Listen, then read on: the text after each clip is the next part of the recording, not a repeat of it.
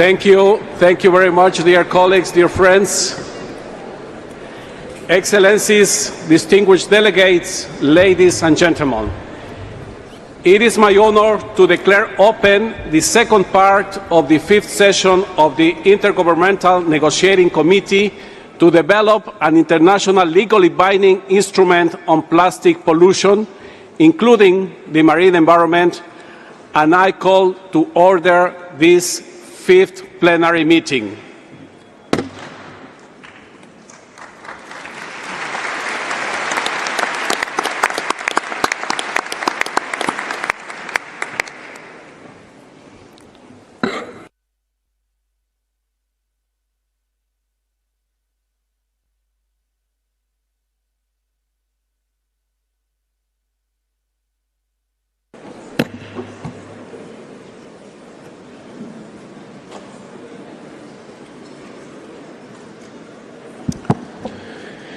Excellencias, Excellencies, distinguished delegates, observers, colleagues, and dear friends, I would like to begin my statement by addressing you in my mother tongue, Spanish, in order to warmly welcome you to the Palace of Nations for the resumed fifth session of the Intergovernmental Negotiating Committee.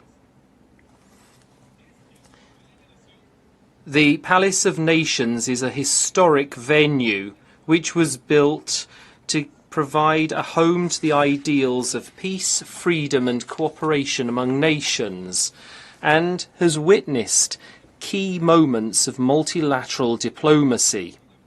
Thus, we are in an enabling environment so that our will to work will translate into positive outcomes.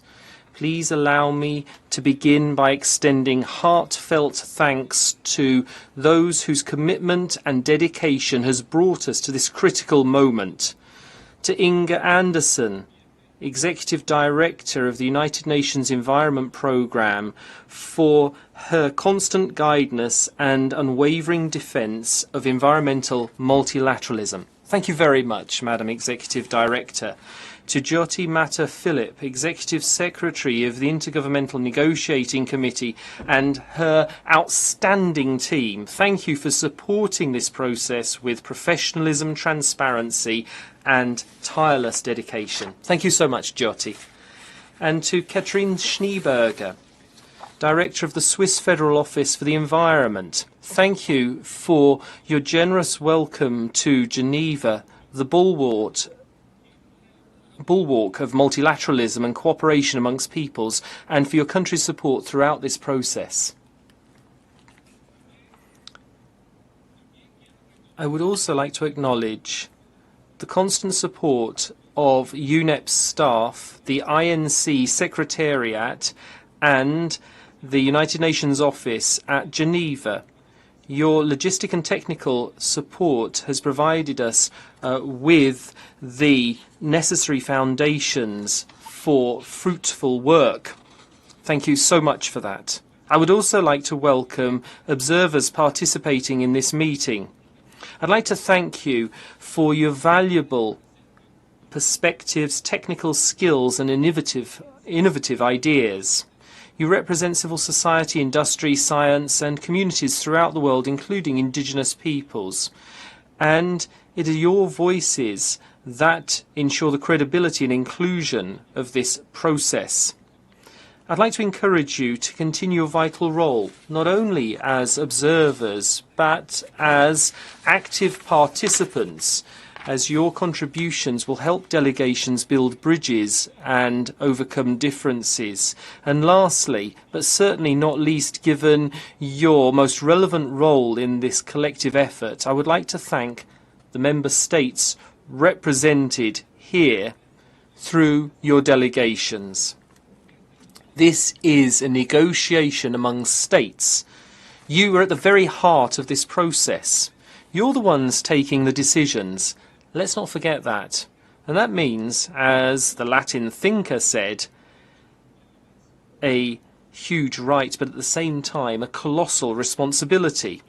I would like to acknowledge your original decision, because all of you adopted the initial mandate through Resolution 5/14 of the United Nations Environment Assembly, which triggered this process. We know we still have a lot of work to do, and I don't want to underestimate how complex it will be, but we have already found significant points of convergence on difficult subjects, but there are still some outstanding differences of opinion. Nevertheless, I trust that there will be enough political will to overcome them, the same will that has helped us make progress in our work and brought us to the brink of a historic moment. Please allow me now to continue my statement in English. Dear colleagues, we have come to Geneva with a shared vision to finish the work we start together and to fulfill the mandate given to us under UNEA Resolution 514. For the first time in history, the world is within a reach of a legally binding international instrument to end plastic pollution. This is a challenging task, but a deeply necessary one. We are facing a global crisis. Plastic pollution is damaging ecosystems, polluting our oceans and rivers, threatening biodiversity, harming human health, and unfairly impacting the most vulnerable. The urgency is real, the evidence is clear, and the responsibility is on us. We understand how we arrived to this point. A natural disaster did not cause this crisis. It is mainly an unintended result, since we are pretty sure nobody wants plastic pollution. Still, we have not been able to find a systematic and an effective way to stop it. Pollution results from our decisions, habits, and systems that have persisted because we have been unable to find ways to control it.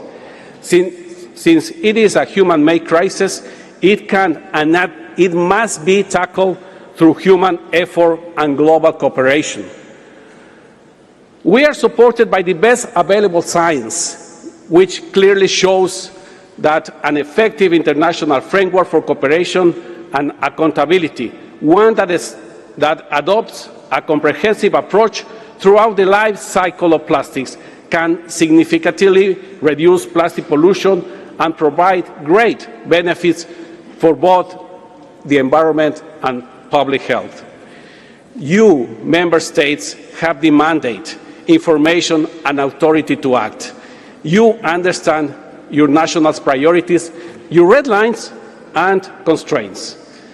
This moment demands concrete and meaningful progress, not maximalist positions, but joint solutions, not finger-pointing, but pragmatic engagement. This moment calls for a recognition that the common good does not conflict with national interests, but instead arises from a careful and courageous balance between them. Since the first part of these sessions ended, I have worked closely with the Bureau and the Secretariat to develop a clear, organized, and tailored work plan that meets our needs at this stage. This plan aims to help you make rapid progress and complete the negotiations process by August 14, leading to an effective agreement. I thank you for your support to the Chair's scenario note, published on July 11. It outlines a practical approach designed to enable a steadfast advance, encourage collective ownership, and lead to concrete outcomes. Success will not rely only on plans. It will depend on how we leverage those plans to work together efficiently, starting today. The early days of these resumed sessions are crucial. They should be marked by engagement, urgency, and a shared understanding that every hour matters. These days will set the rhythm, tone, and foundation for the final push toward achieving a successful conclusion. I urge delegations once again to approach this meeting with a spirit of collaborative engagement and increased ownership of the text. Remember, we are not just reviewing a document, We are setting the foundations for a global tool that could change the future of environmental history. And I must say, I'm confident in your constructive and intelligent contribution assignment. You are professional negotiators, experienced diplomats, and representatives of countries committed to a better future. I have full confidence in your ability to rise to this challenge. I believe in your capacity to achieve meaningful results this week and beyond, to refine the text and to find workable solutions to the most difficult remaining issues. I also want to thank and recognize the great work of our Bureau members and co-chairs of the contact groups. They have been taking on a demanding responsibility, and I trust their ability to lead productive, solution-focused discussions. I encourage delegations to support our co-chairs' efforts and empower them to help us find common ground, reach agreements, and move the process forward in good faith. Colleagues, allow me to recall a fact that I believe is clear to all of us. Time is of the essence. The world awaits substantial news from Geneva. People across continents are watching us with hope. They relied on this process to deliver not just promises, but real results. Let's see August 14 not as a deadline, but as a day of achievement. We need to complete a historic task by August 14 with an agreement that is effective, inclusive, implementable, and capable to evolving. I know that this won't be easy, but history is not built on comfort. It is built on courage, teamwork, and compromises. Together, we can make this meeting truly significant. Thank you very much.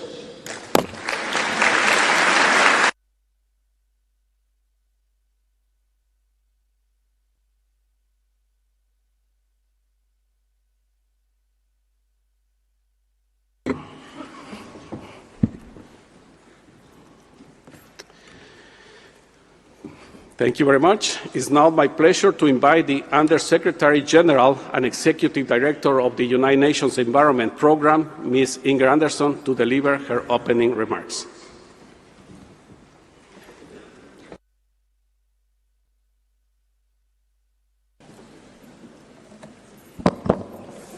Good morning.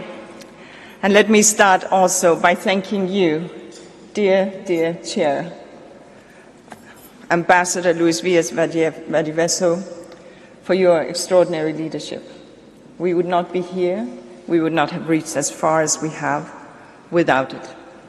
Let me also thank you, dear Catherine Schneeberger, State Secretary, for opening the doors and the warm welcome that we have received here in beautiful Geneva and in beautiful Switzerland. And of course, let me thank my dear colleague, Diotimato Philip, the Executive Secretary, who has been leading this, and of course all the many colleagues behind her. But most of all, allow me to thank you, delegates, who have worked so hard to get us to this place. Also allow me to express appreciation to observers for their engagement throughout. So together we stand here with a warm welcome to this resumed session of the negotiation of the legally binding instrument to end plastic pollution, including in the marine environment. And my deep thanks to all for all the efforts that have gotten us here. Because almost 3.5 years have passed since that historic adoption at the United Nations Environment Assembly Resolution 514 in 2022. And it's now high time for member states to get the deal over the line. And today this means, of course, rolling up our collective sleeves, so to speak, and getting into the contact groups. And therefore, I will be brief. You face 10 days of intensive negotiations. You know this, and you know that you will have to work with hard work and long nights and determination as you have done in all the other sessions before. And you also know that this will require the spirit of solidarity and compromise and understanding, as you have done before. But I believe, truly believe, that you can leave Geneva with a treaty gavelled. Because since Busan, you have enabled a real surge in diplomacy. You've been engaging with one another in informal settings, in bilaterals, in regional and consultations, across the regions and across viewpoints. And that has forged approaches, ideas, and yes, solution. And that engagement has been critical to getting us where we are today, as is indeed the most intense process of preparation that I have ever seen, demonstrating that member states who have joined as members of this process really want this treaty. So I thank you for this productive diplomacy, which has begun to carve out a path to a possible agreement. Now, I do accept that this path is narrow and at times a bit precarious, with a steep drop on either side, but we are here in the Alpine country, where we're used to steep drops. So let us find a way, let us bind together to navigate this path. The only way to reach destination is by going together. I'm always inspired as I enter these halls here in Geneva. This city is the birthplace of modern multilateralism. And while the setup of the League of Nations was far from ideal, and while many voices were excluded and unrepresented, this city set in motion and saw the setting in motion of this noble notion that countries can come together to solve problems. And as we look out on the soaring heights of the Alps, let us reach for those heights as we take inspiration from the past, but build and shape for the future. I also invite you to draw inspiration from the establishment of the Intergovernmental Science Policy Panel on Chemicals, Waste and Pollution, which could provide important science for the Treaty on Plastic Pollution. By agreeing to this panel in Punta del Este just 2 months ago, member states proved yet again that multilateralism delivers, and now it's your turn.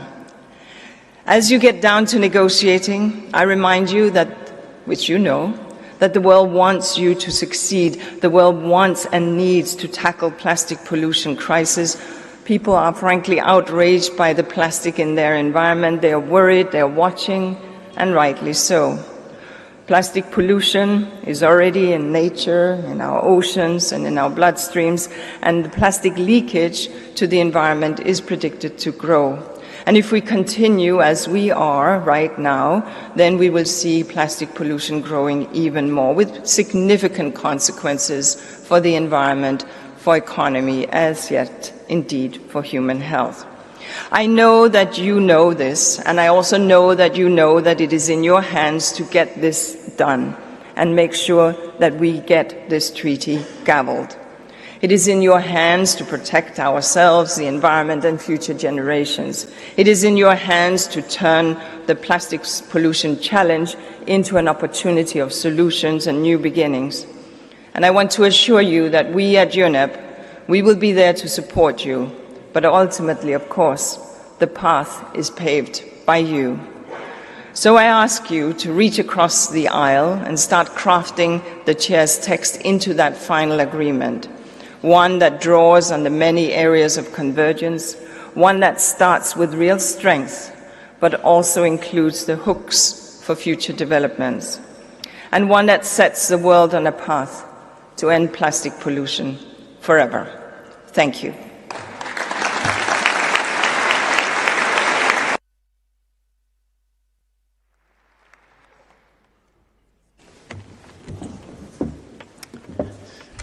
I thank the Executive Director of UNEP for her remarks.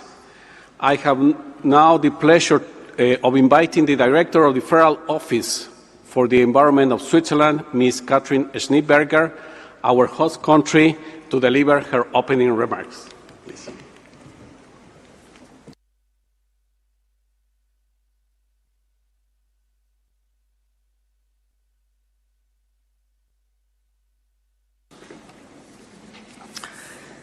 Mr. Chair, Madam Executive Director of the United Nations Environment Programme, dear Inger, Madam Executive Secretary of the INC on Plastic Pollution, Excellencies, distinguished colleagues. It is a great pleasure for Switzerland to host these pivotal negotiations with the objective of finalizing a treaty text to put an end to plastic pollution. I am delighted to welcome you to Geneva, a city that embodies dialogue, cooperation, and a commitment to multilateralism. Geneva is a global hub for environmental governance, particularly in the field of chemicals and waste. The reason that brings us together is clear. We want to end plastic pollution. We want to protect human health and our environment. And we want to do that now. However, we must also acknowledge that multilateralism is facing challenges. Geopolitical tensions and financial crises can sometimes hinder our ability to act collectively. Let's demonstrate to the world that multilateralism is effective. Let's demonstrate to the world that countries are willing to find sustainable solutions. And let's write history again in the Palais des Nations. Excellencies, dear colleagues, writing history means engaging constructively, taking collective action and delivering concrete results. In the coming days, we have the opportunity to do just that. By negotiating core elements of an effective plastics treaty and by finding comprehensive solutions and measures across the full life cycle of plastics to address plastic pollution effectively. But in doing so, we must bear one fundamental fact in mind. Plastic pollution knows no borders. It is what we call transboundary pollution. It moves with rivers, oceans, wind, and trade. What is produced and discarded in one country can have devastating consequences thousands of kilometers away, harming ecosystems and communities that played no part in its creation. Because of its transboundary nature, plastic pollution cannot be addressed by any one country alone. Even the most ambitious national policies will fall short unless they form part of a coherent and coordinated global effort. This is why we need a legally binding international treaty, a treaty that is inclusive, science-based and robust, a treaty that unites all countries around shared objectives and responsibilities, and a treaty that supports implementation on the ground. Plastic pollution is a global problem that demands a global solution. Dear colleagues, all eyes are on Geneva as we work to deliver a historic outcome. A successful INC 5.2 will not only be essential to mitigate the environmental, social and economic threats posed by plastic pollution, but it will also send a strong signal for multilateralism. In this context, Geneva's existing expertise and structure are significant. I wish us productive negotiations, a spirit of openness, and a session that raises to meet the urgency of the challenges before us and the hopes that bring us together. I thank you for your attention.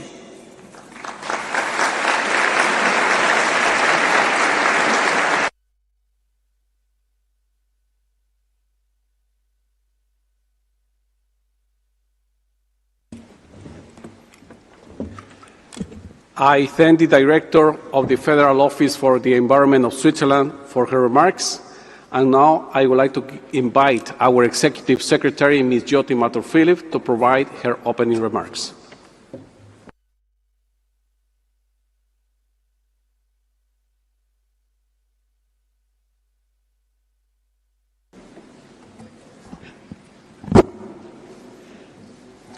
Thank you, Chair. Ambassador Luis Valles Valdivieso, Chair of the INC, Ms. Inger Anderson, Executive Director of the UN Environment Programme and Under-Secretary General of the UN, Excellency Ms. Catherine Scheenberger, Director of Switzerland's Federal Office for the Environment, Excellencies, distinguished delegates. It is an honor to welcome you to the resumed fifth session of the Intergovernmental Negotiating Committee on Plastic Pollution.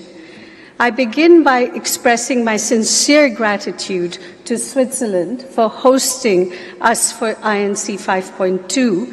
I would also like to express my appreciation to our colleagues here at the UN Office of Geneva for their incredible support and tireless efforts in facilitating the arrangements that have made this session possible. My deepest gratitude to the Chair of the INC for his leadership throughout his mandate since taking this very difficult mantle at INC3 in Nairobi in 2023, and to his incredible team too. Thank you. I would also like to thank Ambassador Gustavo Meza Quadra for his leadership till INC3. And of course, my deepest thank you to Ms. Anderson for her guiding hand, keeping us steady through all the turbulent and calm waters over the last 3 years. From UNEA 5.2, where this historic process began, to INC 5.2, we see not only symmetry in numbers, but also in our strengthened resolve. What was set in motion in Nairobi has weathered complexities, moments of challenge, and hard-won progress. And it is precisely this shared endurance that strengthens our resolve and brings us determined and forward-looking to this historic hall today and the birthplace of modern multilateralism. I'm deeply grateful to the members of the committee for your steadfast commitment over the past 3 years. My gratitude also extends to observer organizations whose ongoing engagement, deep expertise, and valuable insights reinforce the essential importance of inclusive and collaborative environmental multilateralism. I would also like to take this opportunity to acknowledge with great appreciation the donors whose generous voluntary contributions have been indispensable to the work of the INC and its sessions, and including the intersessional work and head of delegation meetings. Our thanks go to the governments of Australia, Austria, Belgium, Canada, Denmark, Finland, France, Germany, Ireland, Japan, Monaco, the Netherlands, New Zealand, Norway, Portugal, the Republic of Korea, Spain, Sweden, Switzerland, the United Kingdom, the United States of America, and to the European Commission. Thank you so much. Excellencies, distinguished delegates, we are a large group here these next 10 days. We have arrived here in Geneva with over 3,700 participants from 184 members of the committee and 619 observer organizations, registered to attend INC 5.2. Once again, I am proud to say that we have brought together an experienced team from many different UNEP divisions, multilateral environment agreements, and of course the conference services and UN security teams to support this session alongside the extremely dedicated colleagues of the INC Secretariat. On this note, may I also remind you that the UN Code of Conduct applies to all UN meetings, and you will find this conduct available on the website. As always, you have our full support, the team's full support that is here to help you over the next 2 days. And being hosted at the Palais des Nations situates INC 5.2 within a long tradition of crucial multilateral negotiations, diplomatic breakthroughs, and international legal frameworks. It is my hope that this session will now also be part of that legacy. And as I know you are impatient to start work, I will conclude by inviting you to envision 15th of August, a day when the world awakens, unified with an international instrument to end plastic pollution, crafted through our collective determination, dialogue, and shared commitment over these past 3 years. I hope this vision will be able to guide you over the next days. Thank you.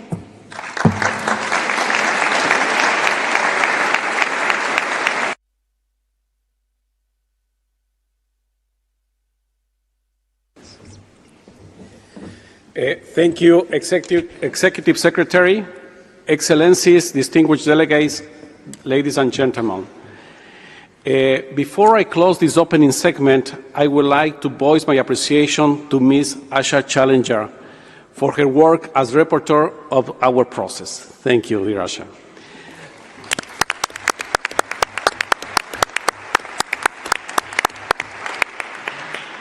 That said, please allow a 5-minute break for our dignitaries to leave the podium, and distinguished delegates, please remain seated. Thank you very much.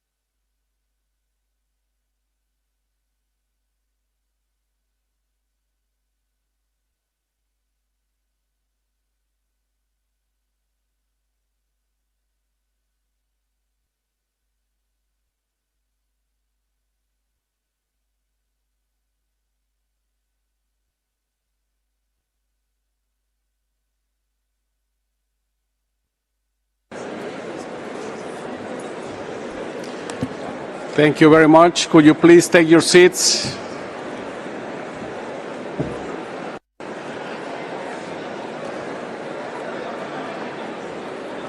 Thank you. Thank you, dear colleagues. Please take your seats.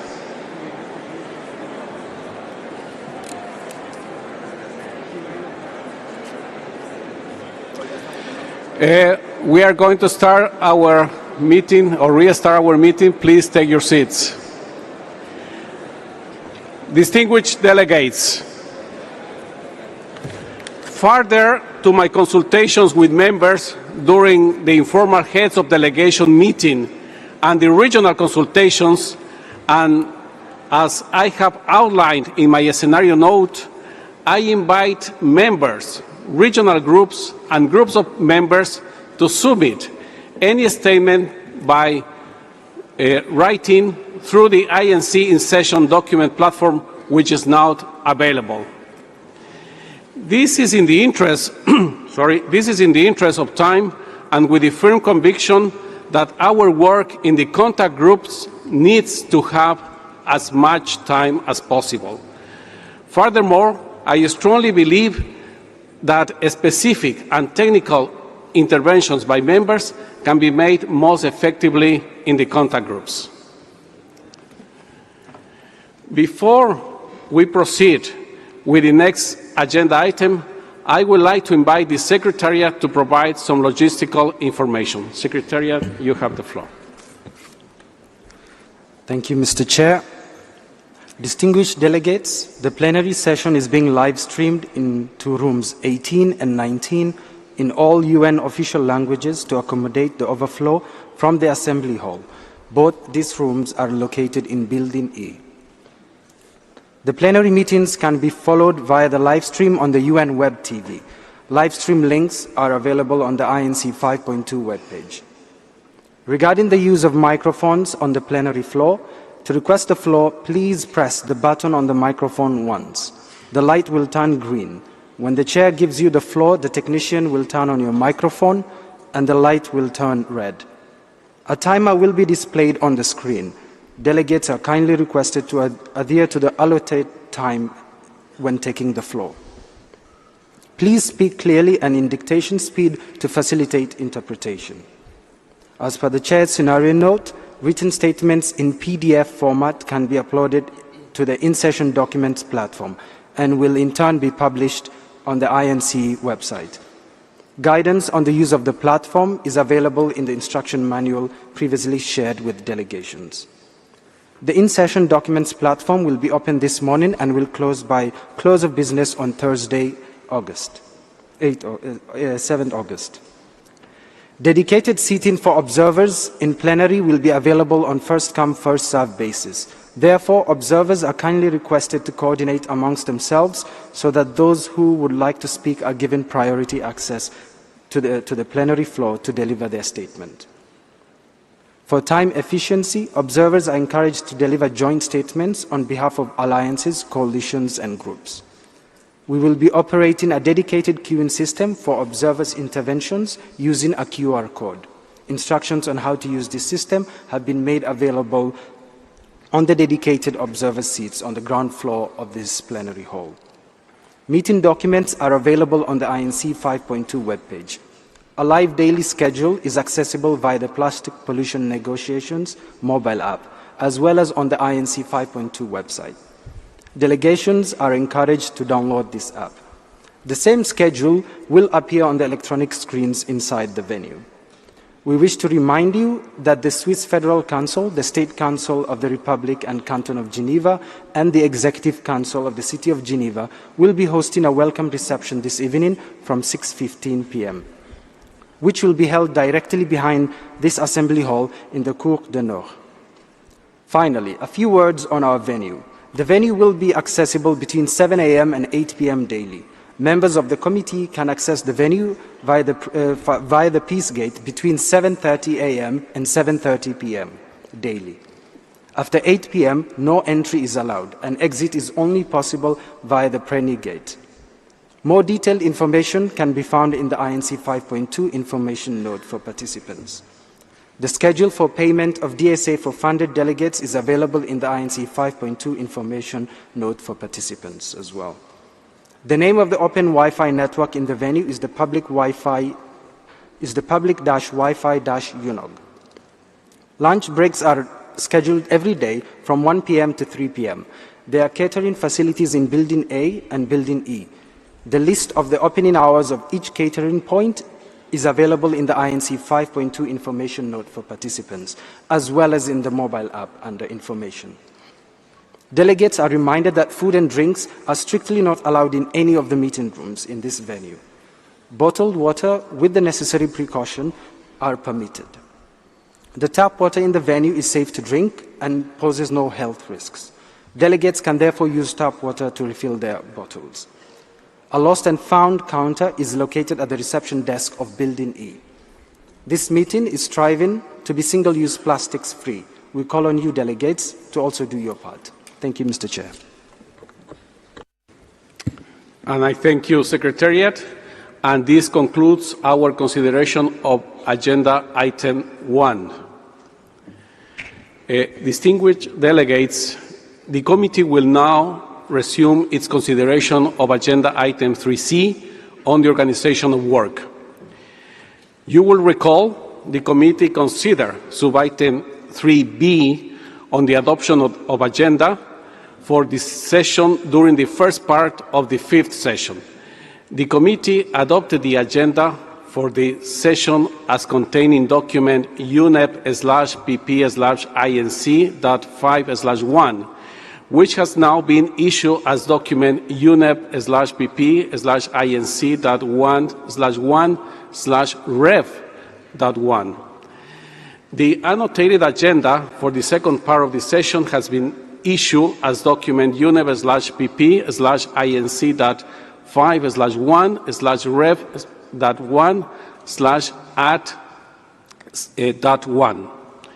You will also recall that the committee considered Agenda Item 2 on the election of officers and elected a vice chair from the Asia-Pacific States Group. I'm pleased to inform you that at this stage there are no further developments under this agenda item. With that regard, the Agenda Item 3A on the adoption of the rules of procedure, you will recall that we also considered this item at the beginning of our session 5th, and there are no new developments under this item. I want to recall that in accordance with the decision of the Intergovernmental Negotiating Committee at its first session, the draft rules of procedure as set out in the document UNEP/PP/INC.5/3 continue to apply to its work on provisional basis, with the exception of the bracket text in Rule 37. You will also recall that at the second session, the committee decided to adopt the following interpretive statement relating to Rule 38, Paragraph 1, on the draft rules of procedure. The Intergovernmental Negotiating Committee understands that, based on discussions on the draft rules of procedure for the Intergovernmental Negotiating Committee, there are differing views among Intergovernmental Negotiating Committee members on Rule 38, Paragraph 1, and its reflection in the report of the Intergovernmental Negotiating Committee on the work of its first session. Therefore, the provisional application of Rule 38, Paragraph 1 of the draft rules of procedure has been a subject of debate. In the event that Rule 38, Paragraph 1 is invoked before the rules are formally adopted, members will recall this lack of agreement. I trust that we will complete our work here in Geneva in a spirit of good faith and cooperation. I count on your support to ensure that we can work together constructively and effectively. Distinguished delegates, I will now outline the organization of work for the second part of the fifth session as contained in the scenario note for the resumed session issued as document UNEP/PP/INC.5/INF/13. Given the limited amount of time available to us at this resumed session for the completion of our negotiation process, it is essential that we organize our work with the aim to promoting a successful session that delivers on the mandate of UNEA Resolution 514. Our entire approach to the organization of our work must be guided by the objective of completing our negotiations by achieving agreement on the text of an international legally binding instrument and identifying any issues for consideration by the diplomatic conference. We should focus on bridging remaining gaps, resolving differences, and finding a common way forward in achieving agreement on the text of the instrument. The committee might also wish to consider reflecting in the report of the session any issues that might need to be considered by the Conference of the Party. I have been consulting with members, including through regular Bureau meetings and the informal heads of delegation meetings on 30 June to 2 July 2025 and on July 18 on the most effective way to organize our work to support the finalization of the text of the instrument at this resumed session. Based on these consultations and our common objectives, I'm proposing the organization of work as follows. As you will recall, the committee agreed that the draft text circulated by the chair on 1st December last year will be used as the starting point for negotiation of the future instrument at the resumed session. This is without prejudice of the right of any member to propose additions, deletions, or modifications to the text during the session, and that the negotiations will be conducted on the basis of the principle of that nothing is agreed until everything is agreed.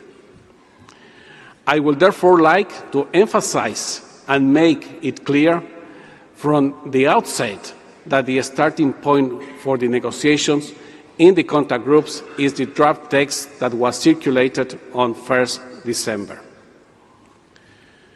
Distinguished delegates, let me first address the contact groups.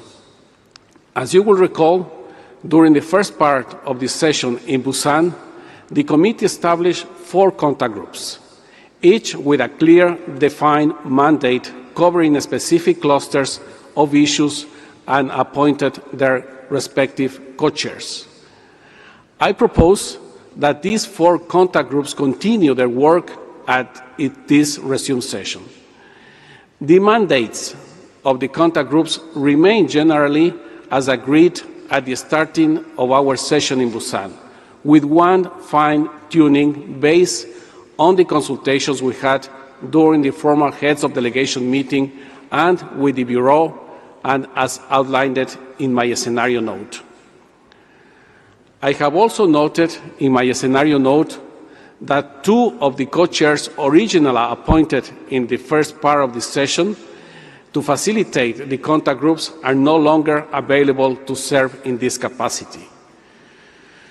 I wish to take this opportunity to extend my appreciation to Mr. Boachi of Ghana and Ms. Min Young of the Republic of Korea for their contribution to the work of the committee in their capacity as contact group co-chairs. After consultations, I propose that the committee appoint Mr. Peter Justice Derry of Ghana as co-chair of Contact Group 2, and Mr. Go Kobayashi of Japan as co-chair of Contact Group 4. Thus, the co-chairs of the contact groups will be as follows. Contact Group 1 will be co-chaired by Mr. Axel Borgmann of Germany and Ms. Maria Angelica Iqueda of Brazil. Contact Group 2 will be co-chaired by Ms. Tulia Toika of Finland and Mr. Peter Derry of Ghana. Contact Group 3 will be co-chaired by Ms. Kate Lynch of Australia and Ms. Gwen Caesar of Palau. And Contact Group 4 will be co-chaired by Mr. Linroy Christian of Antigua and Barbuda and Mr. Go Kobayashi of Japan. I trust that you will join me in extending your full support to these co-chairs who will guide the contact group's work over the coming days. I hope this is agreeable to everyone.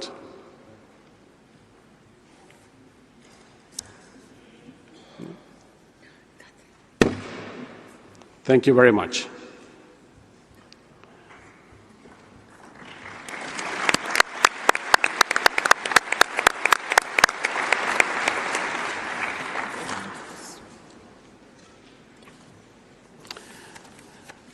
I wish to congratulate, therefore, Mr. Derry of Ghana and Mr. Kobayashi of Japan on their appointment as co-chairs. Congratulations. I also wish to extend my appreciation to all the other co-chairs for continuing to undertake this important task of facilitating our negotiations. For all issues within their mandate, the contact groups will first, conduct textual negotiations and make proposals for consideration of the committee. And second, time permitting, and if needed, identify any issues where relevant for consideration by the diplomatic conference. I would like to emphasize that the priority of our work this week is delivering concrete negotiation outcomes to finalize the text of the instrument. In undertaking the work and negotiating the text, the contact groups should use the relevant sections of the draft text circulated on 1st December as the starting point, and as relevant, refer to any bridging text proposals that have been made by members. The contact groups will be expected to regularly make available the text produced during the next 4 days.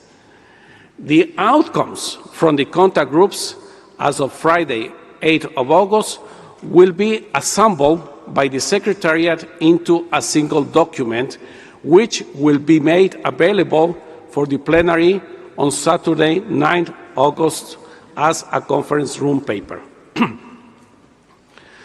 Our interim goal is to have an assembled document ready by Friday, and I expect everyone to work towards this objective. For this assembled document, each contact group will be expected to present draft text that is as clean as possible across the articles within this mandate. Having gone through several iterations of compilation text during INCs 3, 4, and 5.1, at this stage, collective ownership needs to be the guiding light. Work in the contact groups must move in line with advancing the development of text with a view of reaching an agreement by the end of the resumed session. For these purposes of this assembled document, the contact groups are expected to provide by Friday evening, 8 August, a text of which there is convergence that could be forwarded by the plenary to the legal drafting group. B, any text requiring further work and its status, as well as proposed ways forward for resolving differences. And C, where relevant, any issue to be raised by the committee to consideration by the diplomatic conference. I would like to emphasize that this assembled document will provide a snapshot of the status of the negotiations and will not be the final document. Therefore, I do not expect any textual negotiations on this assembled document at the Stocktake plenary meeting on Saturday. For the stocktake plenary, I have three expectations.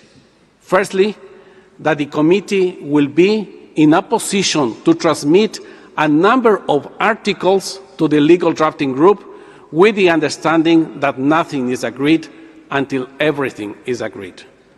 Secondly, that the committee will not articles that have overall convergence but still require some refinement before they can be transmitted to the legal drafting group. Lastly, that the committee will take note of the few articles with remaining open issues. With this in mind, I expect the committee will then be able to determine the most appropriate modalities of work to enable us to focus on critical issues and make the necessary progress to finalize the text. Each contact group should have the flexibility to organize its work in the most effective manner possible to foster convergence and further development the draft text of the instrument across all areas within its mandate. It will also be important to ensure a degree of consistency in the method of work across the contact groups. I request the co-chairs to provide clarity at the outset of their approach to the conduct of their work. To ensure that textual negotiations can progress as effectively as possible in the contact groups, it is important that the co-chairs actively facilitate the further development of texts, and it is also important that the text coming from the contact group to the plenary should have shared ownership by the group. Active engagement among members themselves, including through informal consultations to facilitate dialogue, explore solutions, and formulate possible landing zones, is essential. Any proposal presented during this resume session should be focusing on areas where open issues remain and should be aimed at bridging gaps and facilitating convergence. Members wishing to present such a bridging proposals for consideration in the relevant contact group are strongly encouraged to submit them jointly and after consultations with other members. For bridging proposals to be considered, they also need to be presented orally and negotiated in the contact groups. Bridging proposals might be submitted on the in-session document platform. As informed by the Secretariat, in the in-session document platform will open this morning and will close by close of business on Thursday, 7th of August. Contact groups should have the flexibility to resort to different working modalities as needed, including through informal settings, to develop texts that will bridge positions to achieve solutions. Any outcomes of such an informal work by members should be reported to the contact groups in full for its consideration.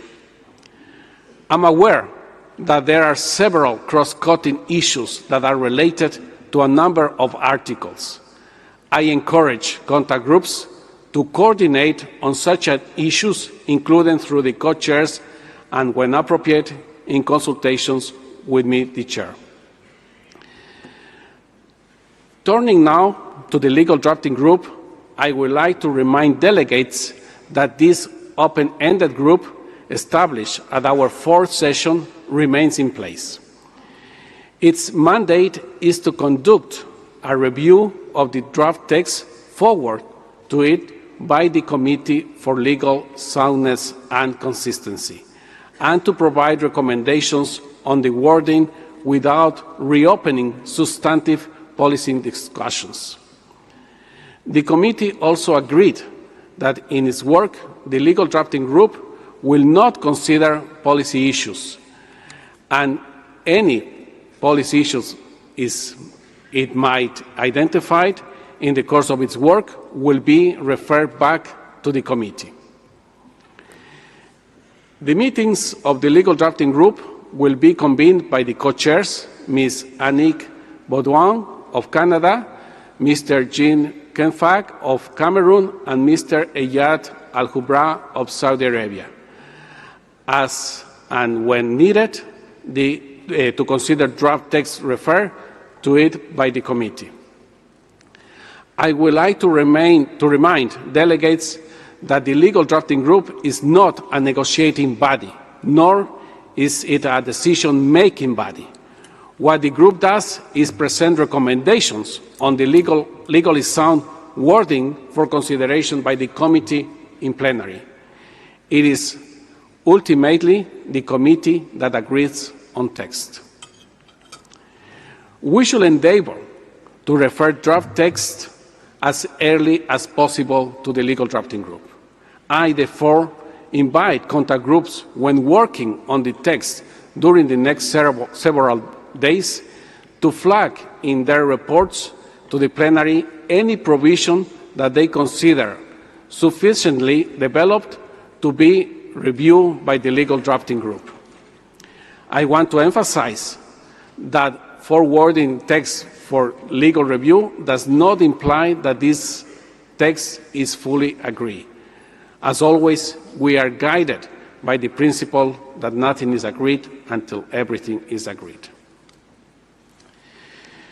On the schedule for this resumed session, the overall plan for the week is annexed to my scenario note and has been published on the session website.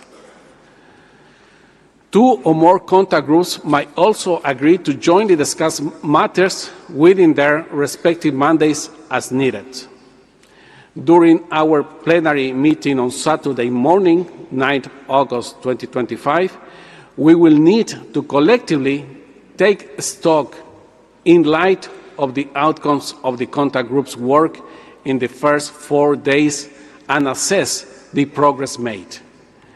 With that, we will consider any adjustments to the modalities of work to allow us to focus on avenues and options to achieve agreement on open issues.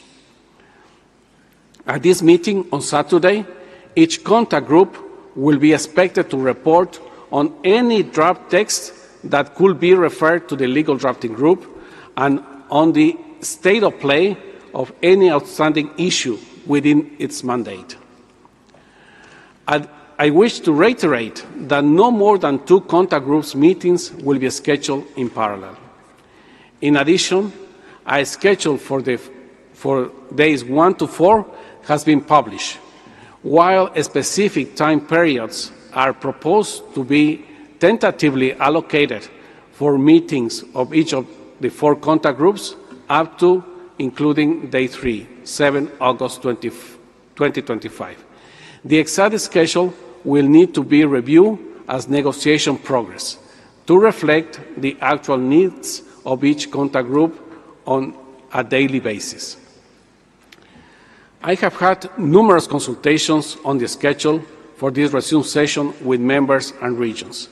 Based on those consultations, I have strived to allocate time in balanced manner across all contact groups.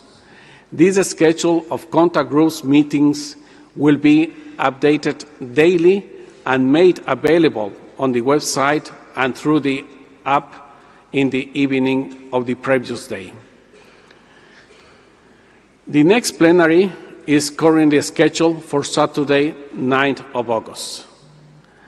At this point, we might need to consider any adjustments to the modalities of work to allow us to focus on avenues and options to achieve agreement on open issues.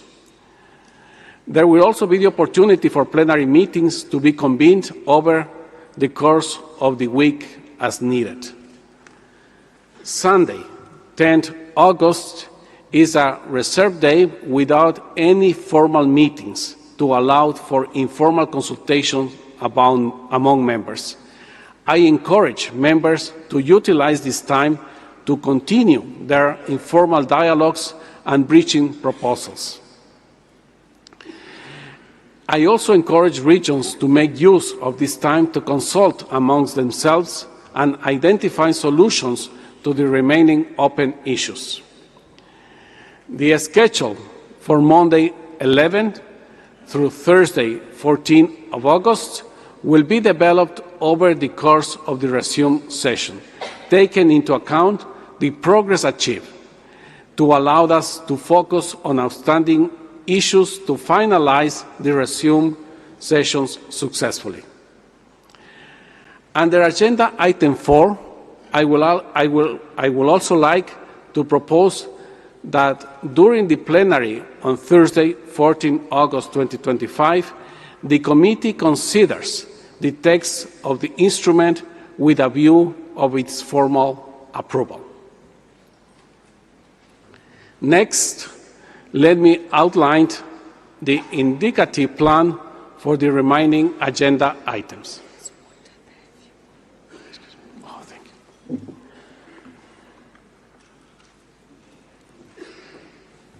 Thank you. Next, let me outline the indicative plan for the remaining agenda items. It was good with the water. In the plenary of Thursday, 14 of August, we will also consider agenda item 5 on other matters. Should there be any issue that the committee might wish to refer for the consideration of the diplomatic conference for its consideration, this can be addressed under this agenda item. I will also invite the Executive Director of UNEP to inform the committee on the next steps regarding the diplomatic conference under this agenda item. Further, under this agenda item, I will invite the Secretariat to present the practice on how approved texts of treaties are reviewed for minor editorial adjustments, as well as the process through which all language versions can be verified.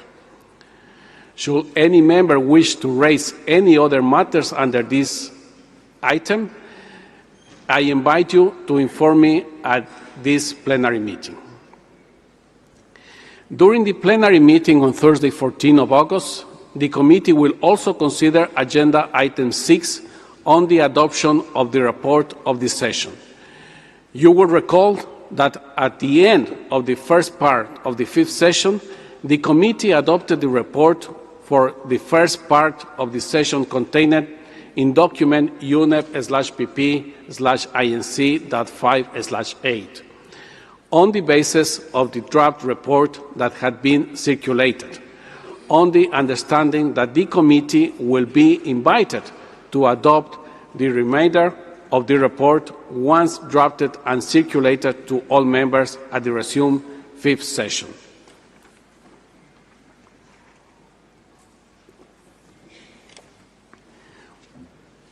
In this connection, the committee will be invited to consider and adopt the remainder of the report of the work of the first part of the 5th session under this agenda item and the draft report for the second part of the session, capturing the early parts of the proceedings and discussions during the resumed session.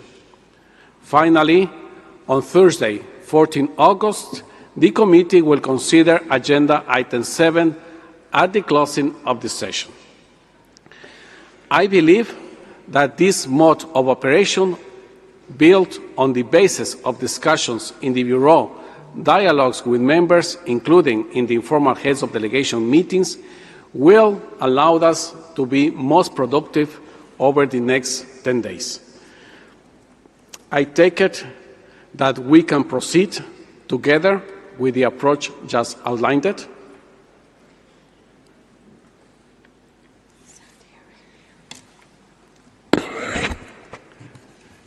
Saudi Arabia, you have the floor.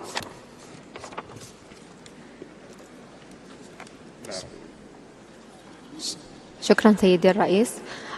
سيدي الرئيس. Thank you, Chair. On behalf of the Arab Group, I would like to make a statement regarding the working methods. Change the language here. How do we do that? This one here? Okay.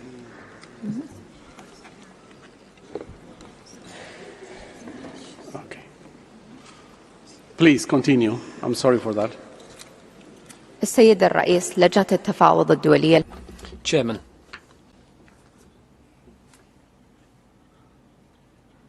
Chair of the Intergovernmental Negotiating Committee, ladies and gentlemen, on behalf of the 20 member states of the Arab Group and over 440 million people, I have the honour to deliver this statement. We're convinced that the mandate in Resolution 5/14 is extremely important. It will allow us to work for a common goal. This means to tackle plastic pollution. This resolution is the basis for our work, and it recognises the specific circumstances of developing countries and their level of development. The resolution also insists on common but differentiated responsibilities between developed and developing countries. It also considers certain circumstances as evoked in the Rio Declaration. With regard to our working methods, we're worried about Article 6. It has been included in the programme of work for contact groups. This is despite repeated appeals from various groups, including some which are in favour of the article. We believe that we should put off discussion. This was also a call which was made during the meeting of heads of delegations. We do not agree with that article, but we respect your position, Chair, and we will participate in dates with a constructive spirit. But if we don't manage to reach a consensus on this issue, then we would like to make an appeal to the committee to swiftly move on with other issues instead of continuing our debates on more controversial issues. So we believe that we could deal with controversial issues in unofficial meetings instead of debating them in the contact groups. There, it's vital that we focus on getting work started. We believe that we must hold negotiations so that we can build trust between all parties. We would like to insist, in fact, on having a clear and transparent mechanism for organising informal meetings. They would be organised by the parties and can play an important role. However, too many informal meetings could overburden delegations, particularly small delegations. This means to say that they would not be able to participate effectively. In addition, informal meetings should be organised bearing in mind the practicalities. There must be a clear timetable so that each and every one of us can take part. Furthermore, the Arab Group would like to make another request. All contact group meetings should be concluded by 9 p.m. at the latest each day. This is extremely important for delegations that are small in number. This is because these delegations will have to tackle a number of challenges if they're to effectively participate in all meetings. If we have reasonable working hours, this means that we will be able to hold effective negotiations and ensure that there is effective and efficient participation by all delegations. This will enable us to achieve the best possible outcomes in these important negotiations. The Arab Group stands ready to work constructively so that we can achieve a balanced and efficient treaty that will enable us to make progress for the benefit of all peoples of the world. Thank you very much. There were no any questions.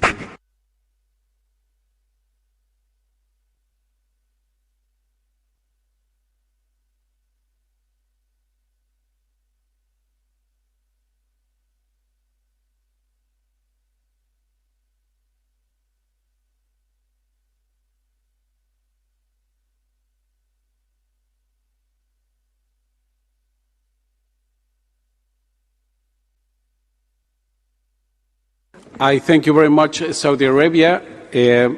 I now give the floor to Ghana. Please, Ghana, you have the floor. Thank you, Chair. I make this intervention on behalf of the African Group of Negotiators. Africa has requested multiple times for contact groups 1 and 3 not to meet or run simultaneously. Although the largest UN group, Africa remains a region of multiple small delegations, underfunded and overstretched. In the spirit of inclusivity and transparency, we demand our requests be taken into account and the schedule be adjusted accordingly to ensure that contact groups 1 and 3 do not meet simultaneously. Indeed, the AGN is unable to participate in the contact group discussions if this issue is not resolved. I thank you, Chair. And I thank you very much, Ghana. Now I would like to give the floor to Marshall Islands, please.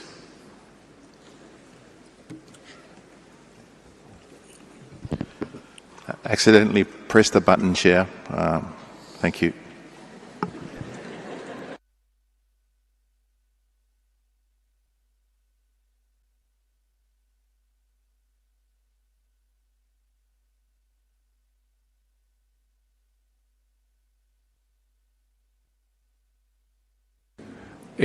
Well, thank you. I'm sorry for that mistake. And now Angola, please.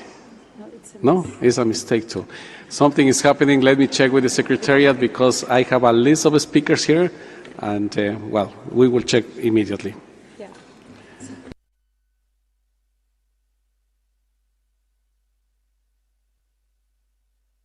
Now the list of speakers is gone. Sorry for that. I thank you very much, and I thank you very much for your comments and also for the constructive way that you are approaching to this session. We have worked actually quite hard on those schedules and trying to find the perfect balance and perfect weight also in sequencing the different articles. That's why we are presenting the schedule for the 2 first days, and as I have mentioned before, with the flexibility given in the contact groups also to discuss about this.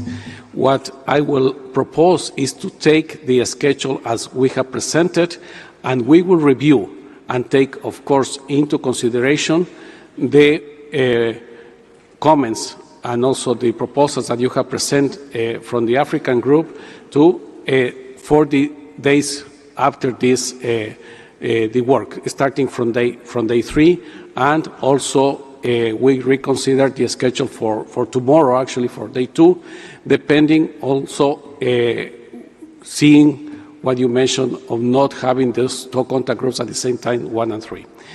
So may I take that we could go on the schedule as it has been presented? Thank you very much. Ghana, please, you have the floor. Thank you, Chair. Chair, I do want to remind you that this request was made during the heads of delegations meeting because there was the same challenge. And I do recall that in plenary, you gave us your word that the co-facilitators will handle it during the contact group discussions. It never happened. It never happened, and the 2 groups met simultaneously. May I kindly request, Chair, that we get a resolution to this before we move into contact groups. I thank you. And I thank you very much, Ghana. Yes, I think we can revise. Let me just give me some minutes to do so, and I come back to you.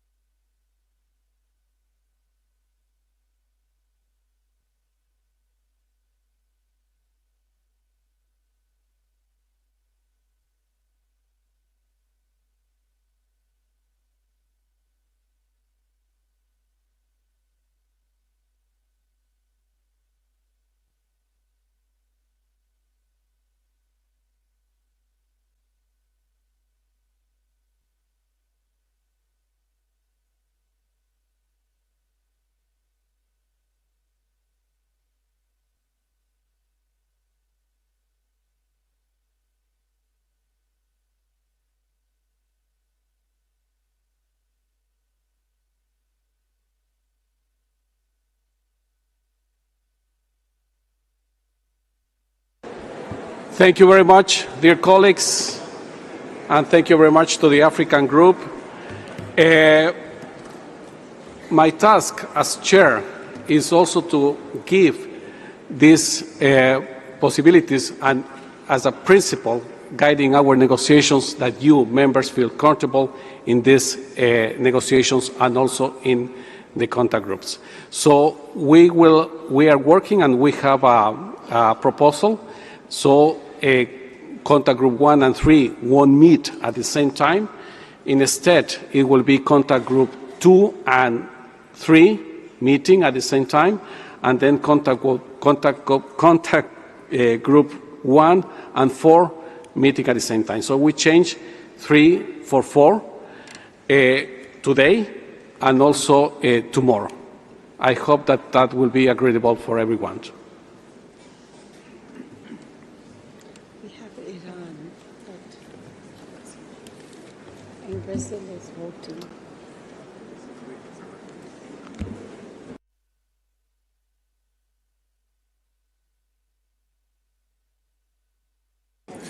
Iran, you have the floor.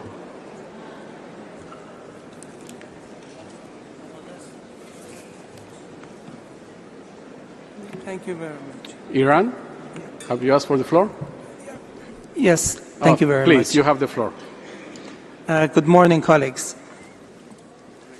Since this is the first time that we have the floor, we wish to appreciate you and also the INC Secretariat, as well as the government of Switzerland, for giving us another opportunity to sit together and try to resolve the outstanding issues with the hope that we could conclude these negotiations in this conference. Since a part of my concerns have been raised previously by distinguished speakers of African group, Ghana, and also Saudi Arabia, I do not repeat them, and thank you very much for the resolution of simultaneously contact group meetings. My suggestion is with respect to diplomatic conference and the references for raising some issues for consideration by the diplomatic conference. Since the issues for consideration by the diplomatic conference should be limited to the areas agreed upon during INC 5.2, which need to be highlighted in the draft resolution. And such issues shall in no way determine any agenda, including the discussion on substantial issues between the diplomatic conference and the first COP meeting of the future instrument, and or prejudge the first COP decision on its priority areas of work, including establishment of any subsidiary bodies, annexes, list of possible products and substances, targets, and timelines. So the diplomatic conference should be of ceremonial nature and nothing more than it. And we expect that we can stick to this understanding, since this is exactly the language of Article 12 of the Union Resolution 5/14, which only requests the Executive Director to convene a diplomatic conference for the purpose of adopting the instrument and opening it for signature. Thank you.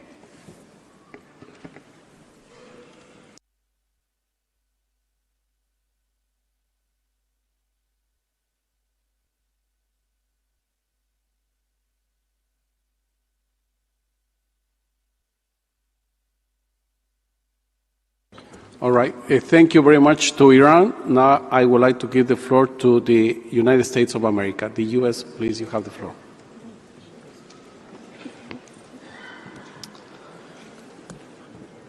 Thank you very much, Chair. Good morning, colleagues. Let me start by expressing my thanks to you, Chair, and also to UNEP for all the work you've done in advance of this meeting to get us prepared. I just wanted to ask for a little bit of clarification. So, with respect to the proposal to swap the organization of the contact groups, I maybe just have a couple questions about this.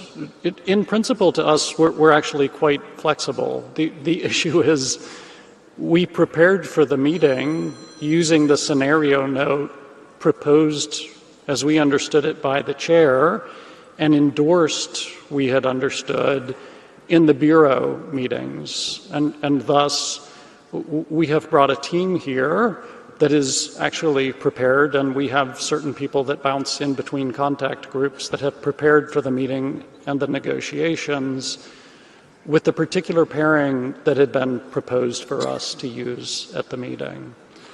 So we're going to need just a couple of minutes. We just need a little bit of time here to actually think through what this means. As I said, I don't think, in principle, this wouldn't have been a problem for us, but it's not the way that we prepared for the meeting, precisely because it's not the way that had been proposed. So that's the first thing. We need just a couple minutes to sort through this. Secondly, Chair, I would actually like to hear and understand better from you, to have a more detailed readout of what it was that the Bureau did in taking up this issue. So normally the Bureau is the group that we as the parties, as the member states, entrust with working through the organizational details like this. The Bureau has regional representation, and so the idea is that the Bureau comes together, there should be regional buy-in, not on substance, but as it relates to having a good, clear, agreed process that everybody understands moving forward, rather than say what we're doing right now, which is debating the actual processes and organization of contact group schedules in the plenary session. In fact, to us, that's the fundamental and core task of the Bureau, for efficiency to be able to organize ourselves using the structure of the Bureau. So perhaps could I, as we take a moment internally in our delegation to talk about how we are reorganizing ourselves, much like the Africa group said, this current schedule presents some problems to them. Just to be honest, we would have expected that to be raised in the Bureau, debated there, and it would have been much easier to try to find solutions to this issue in the Bureau itself, which to us is the actual purpose of the Bureau. So I'd specifically request, Chair, that you provide us some flavor of what went on in the Bureau that has led us to where we are. And this delegation and perhaps others will then have a few minutes to sort of give a little bit of consideration to this proposal to change the organization from what we expected coming into this meeting. And then finally, Chair, could I ask you to please clarify specifically, I had heard Saudi Arabia on behalf of the Arab group make a suggestion with respect to Article 6. Could you please clarify, and it was a procedural related request as I understood it, if I could ask you to please clarify our path forward on that. Thank you. And I thank you, the U.S., the United States. Now I give the floor to Iraq. Yes. شكرا سيد الرئيس. Thank you, Mr. Chairperson.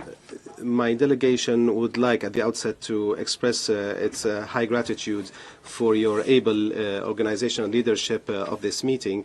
And we would also like to thank and appreciate the state of Switzerland for their efforts in the generous hosting of this important meeting and for all the facilitation made to the different delegations. I would like to commend the exceptional preparations by UNEP as well and the Executive Secretariat for all the efforts undertaken to facilitate this meeting. At a time when my delegation would like to support the statement on behalf of the Arab group by the Kingdom of Saudi Arabia, especially with regard to item 6 of your text, which in our opinion does not include a substance that is in direct relation to the title of the item, which is supporting consumer and production processes. And here we would like to support substantive discussions in this regard. We are keen at this meeting to meet a great deal and to achieve an agreement with regard to plastics pollution that is balanced and that includes joint responsibilities and roles. This can only be achieved with a spirit of flexibility and realism, and we need to abandon all prejudices that are not directly related to the core issues of plastic pollution. We are all after one aim, and we need to put aside our differences in order to achieve consensus. Important principles such as the sovereign right of the use of natural resources of each country and the differentiated responsibility between developed and developing nations, these are all core elements that will enable success, and this has been the case for all those who preceded us in this process. I will leave aside all the technical aspects of our interventions, Mr. Chairperson, to all the respective contact groups. Thank you, Mr. Chairperson. And I thank you, Iraq. And now I will give the floor to Senegal. Please, Senegal, you have the floor. Merci. Thank you very much, Chair, and good morning to everybody.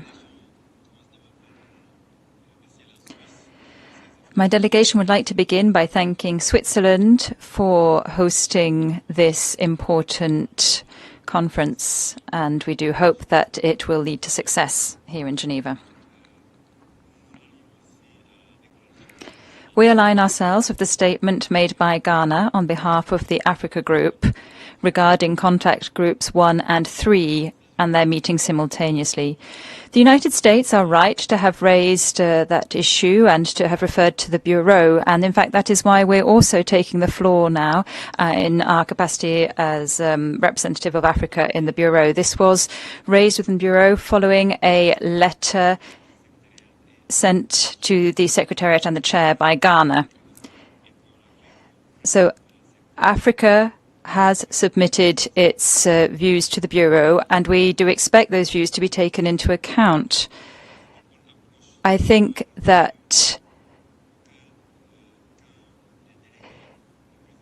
when delegates or representatives of groups take the floor and express concerns, those concerns should be taken into account. This might not be the right place to do so, but it is an issue that could have been addressed some time ago. But we accept the proposal made by the Chair regarding the contact groups, so as to address the issue of contact groups 1 and 3 meeting simultaneously. Thank you. I thank you very much, Senegal.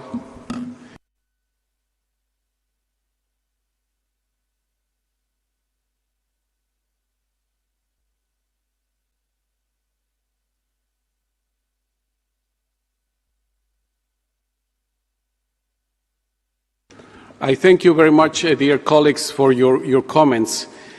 It has taken us 3 years to come here to Geneva, and we are a few days to make history and to start working as soon as possible to make that possible. About the organization of work, it has been brought to the Bureau. We've been working together with the Bureau about the organization of work for this resumed session. It was also presented a draft scenario note to the members of the Bureau, also to work on that clear picture, so to say, for this session. Based on those discussions, prolonged meetings also with the Bureau on organization of work, the Secretariat and I will work on the schedule that we have presented. We have received also, and thank you very much to the African Group and from Ghana, the coordination, their proposals and the proposals could be adjusted with too much moving of the schedules, because we are moving the provisions that were going to be considered the same day, for today and tomorrow. And that's the proposal, so we adjust in that sense. So Group 1 and Group 3 won't meet at the same time. And that also could apply for tomorrow. And it's the same. Tomorrow is just to change, to swap two of the contact groups, to have to take the proposal from Africa, not to meet at the same time 1 and 3. About Article 6 and any other provision that we are going to deal with in the contact groups, we have to give it the chance of negotiation. We have to start from some place. And my proposal, as you have seen in the scenario note, is that we cover all provisions in these 4 days, all provisions. And I have mentioned also in my remarks here in plenary that any issue that will require extra discussions, also the contact groups and the co-chairs of the contact groups will have that flexibility to identify the need of an informal setting to start working with those specific issues. So, having said that, I will also add that we will keep working. We are meeting the Bureau every day, on a daily basis, to assess, to evaluate our progress, and accordingly to work also on the organization of work, including also the schedule. There are different alternatives the moment you want to allocate the different articles. And difficult. It's not easy to find the perfect one. Of course, there will be issues here and there. But of course, we can work together with the Bureau in that regard. So having said that, once again, I will propose to change to swap actually contact group 4 with contact group 2 today and tomorrow, so contact group 1 and 3 don't meet together. So I could, where is it? Oh, 2 and 3 no.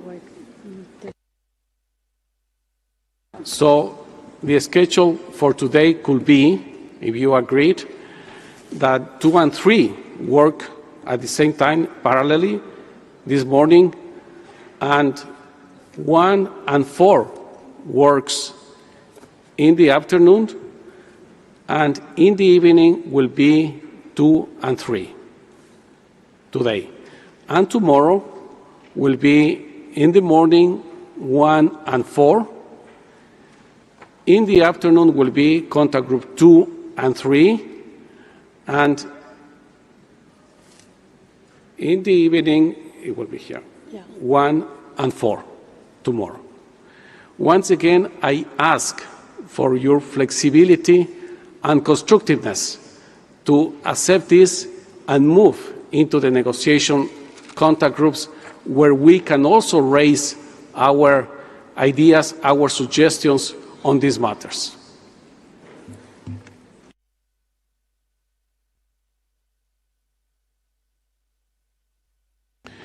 Brazil, you have the floor.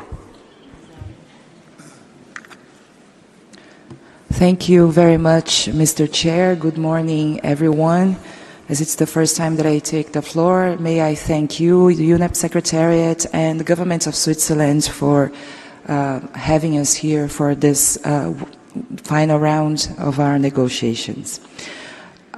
We are always very supportive, as we have always been, of requests made by smaller delegations from developing countries, especially when it comes to having a schedule that would accommodate their needs in terms of representation, and the fact that having less delegates that are able to participate in some discussions lead us to having some reforms or changes in our schedule that would best accommodate them. Brazil has always defended consensus as a mode of work here in the INC and elsewhere, and we believe that the best way to achieve consensus is to be very inclusive and to have all delegations as possible in all our discussions. We're also mindful of the fact that it was pointed out by another delegation that there might be a need to have some time in order to reorganize the work of each delegate. So, of course, I think we can always make room for that as well. But just to say that we support not only your decision but the request from the African group. What I would propose further in order for us, because this is already a change, so people will have to adapt to it, that we don't change the order of provisions in each contact group, because then we would be creating a lot of havoc. So I understand that the only thing that we are changing here is just having contact groups 1 and 4 meeting at the same time and 2 and 3, but not changing the order of provisions that we will be discussing in each contact group. I also support what you said about giving the opportunity for all contact groups to discuss all provisions. I think this will be very much needed. And there was one delegation that mentioned that it is important that everybody has access to the information about informals where members will participate. We believe that it's important that all members are able to participate in all informals that are scheduled. It is difficult to anticipate each and every member's interests in specific articles, so it's better just to keep it open for delegations and having this information available for everybody. I would then probably recommend that the best way to do this is via the app, and also have the reformed schedule as we decided upon now to be also available in the app so that we can all follow this on an equal basis. Thank you very much. I thank you very much. Brazil. I can see in the list the United States. Would you like to take the floor again? The U.S.? Please. Yes. Please. Thank you, Chair. Just a couple of quick points. I think the first is, having had a few moments to think about it, we are okay with changing the pairing of the contact groups, so this delegation can be flexible on that. I would just make two other points, I think. So I understand essentially you are now pairing, your pairs are contact group 2 and 3 together, and then 1 and 4 together. Just to say for us, and probably for some other delegations, that means we're changing how we're deploying our personnel. So our preference would be throughout the week and the negotiations that we continue to pair them in the same way, if you see what I mean. So I did just want to say that. I know you're not deciding the entire schedule of the week here, but if we start switching them back or changing the pairings, it once again, I think, is sort of disruptive to the coverage. But we're flexible in terms of how you move forward with this. I also appreciate your comment about the Bureau, but just that would be my final comment, is it would be our expectation that in the future that the Bureau is able to sort out. I believe that's what you just said a few moments ago, Chair, but to talk about this scheduling, to work it out in the Bureau rather than having the debate in the plenary itself. And that was the point that I was making before, but I just wanted to emphasize that. I think it's a much more efficient and frankly appropriate way for us to proceed, because in fact that's why we agreed to establish the Bureau in the first place. Thank you, Chair.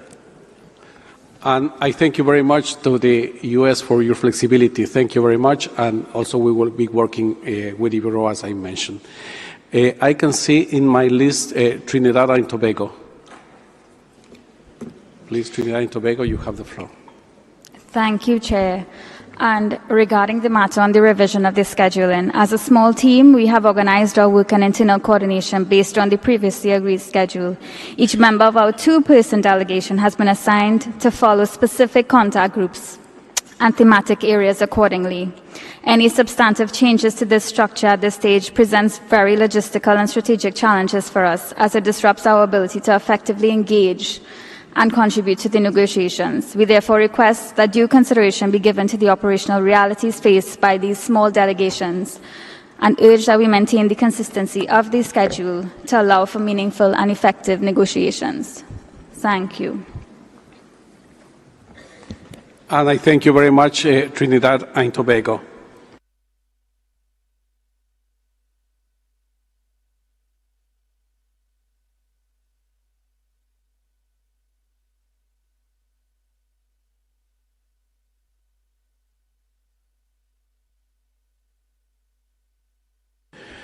Well, thank you very much, dear colleagues, and thank you also for your flexibility, your comments, all of them, of course, we need to take it into account to keep working that way, in that constructive way, during this session 5.2. So with that change, and I think with that swap of the contact groups, not the provisions, of course, I can take it this as, okay, you are fine with that? I hear no objections, then it is so decided. Thank you very much.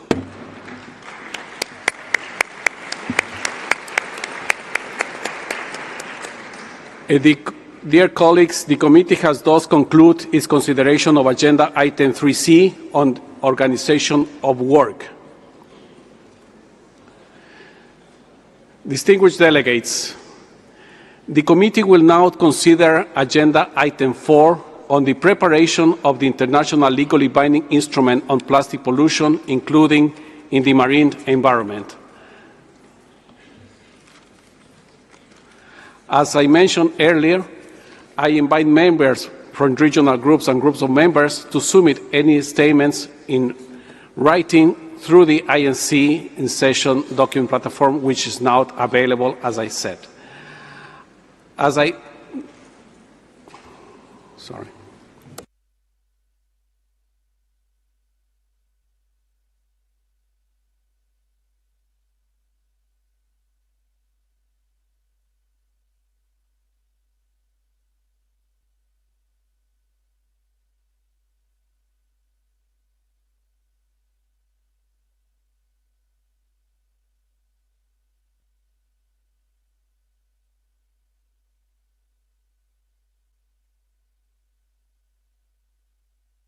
Yes, sorry for that. Thank you very much.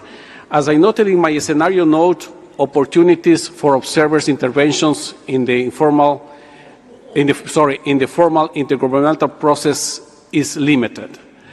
After statements by regional groups and groups of members, 30 minutes will be allocated to hear from observers representing different broad constituencies, and the online document platform also will be available for observers to share written statements.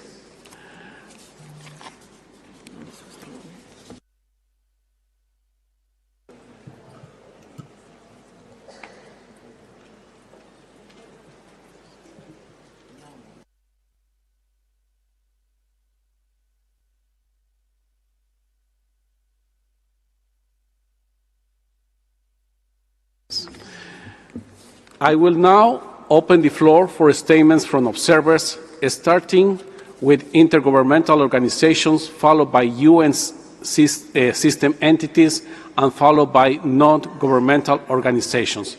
Please, and I say please, limit your statements to 2 minutes.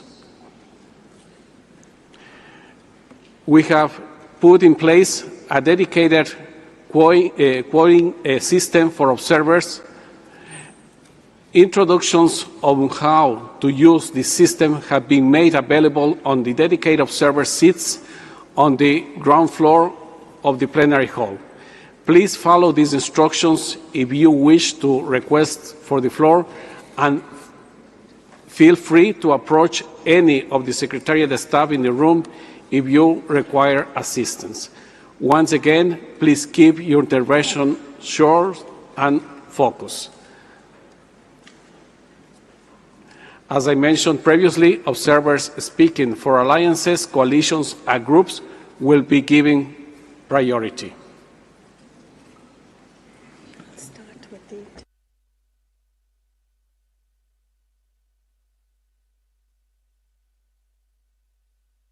I see on the list the International Chamber of Commerce, and will be mic 16. Please, you have the floor, ICC.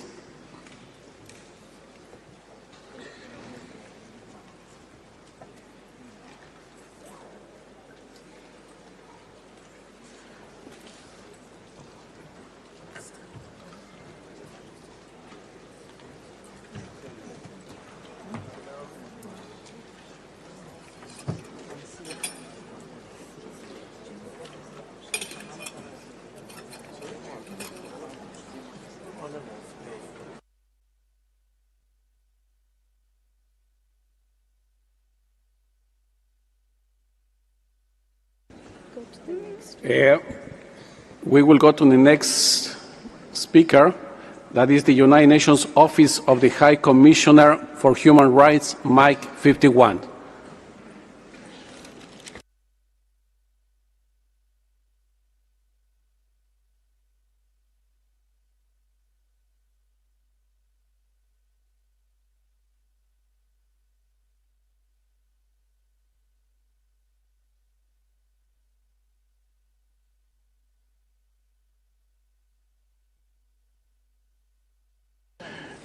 Microphone, please. It's mic 51.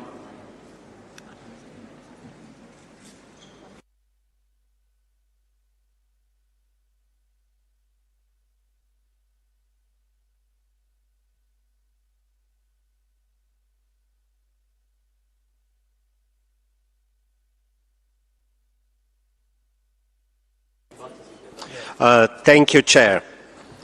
The catastrophic human rights impacts of a sustainable and principled plastic production are undeniable and pose an unacceptable risk.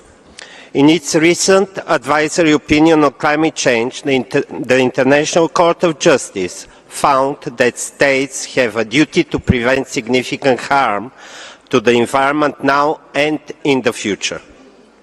An ambitious treaty addressing the full life cycle of plastics must advance human rights, including the right to a healthy environment. This can be achieved through, first, a just transition that upholds human rights and benefits people disproportionately affected by plastic production and pollution, control of chemicals of concern in plastics, and safeguards against substitutions, reduction targets for plastic production, and addressing legacy pollution, mandatory disclosure of health and safety information related to plastic production, equitable and affordable access by all states to the environmentally sustainable technologies with robust mechanisms to protect scientific inquiry against conflict of interest, and lastly, a transparent and adequately resourced financial mechanism to support equitable implementation of the treaty. The Plastic Treaty should reflect human rights obligations by explicitly integrating them in Article 10 on just transition. The human right to participation must also be upheld at INC 5.2. It is necessary that decisions are made in a transparent, inclusive and accountable manner with the participation of observers. Delegates here today have the historic chance to design measures to end plastic pollution, advance sustainable development and uphold human rights. Thank you.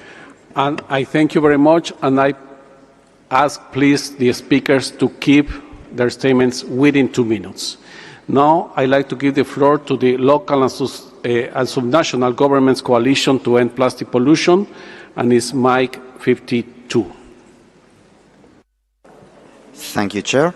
I'm taking the floor on behalf of the local and subnational governments coalition to end plastic pollution, coordinated by ICLEI, the government of Quebec and the government of Catalonia, the Global Cities Hub, and more than 100 signatories. The role and objectives of the coalition are clear since the very beginning of the INC process. We express a strong commitment towards the adoption of an ambitious international instrument on plastic pollution that must include the essential role of local and subnational governments as key actors. The instrument needs a whole of government and whole of society approach. We are at the front of combating plastic pollution. We have in-depth knowledge of local issues and often have specific regulatory powers and the ability to enhance implementation and enforce actions. Therefore, the future instrument needs to have a clear recognition of local and subnational governments. This is why we welcome the inclusion of local and subnational governments in Article 8 and 12 of the Chair's text. The Waste Management, Article 8.2, highlights the role of the subnational level in addressing plastic pollution.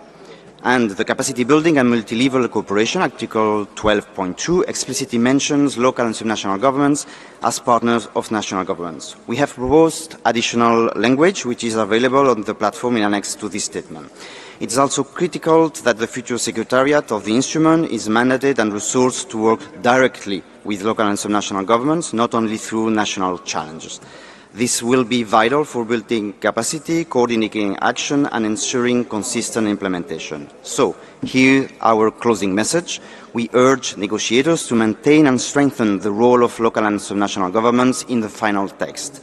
And we call for the future Secretariat to be enabled to work directly with them, not just as implementers, but as partners in co-creating solutions. Thank you very much.